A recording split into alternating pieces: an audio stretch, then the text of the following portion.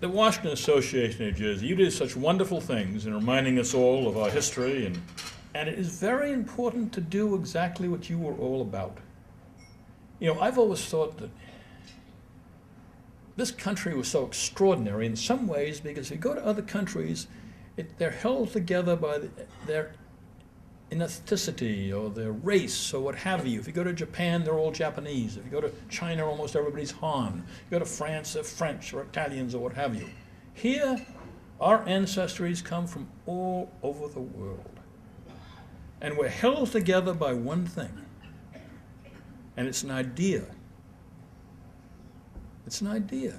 It's an idea of living together in this wonderful form of government we have that was created by these people we talk about, who came out of a number of ideas starting in the ancient world and going back with some of the great European philosophers, and they put them together. And that's what's always held us together. The only country held together by an idea.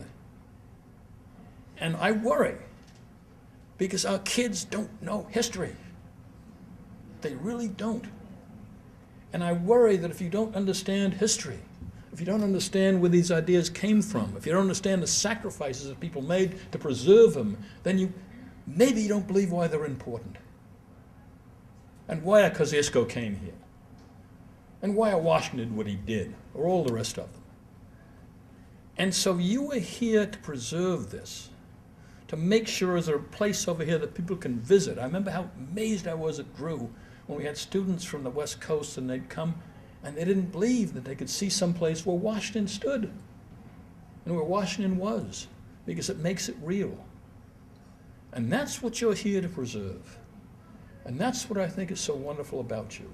And that's why I thank you so much, because what you are doing is helping our kids understand this democracy through its history. And if they do that, then I'm very optimistic about the future. If we forget our history, then I really worry.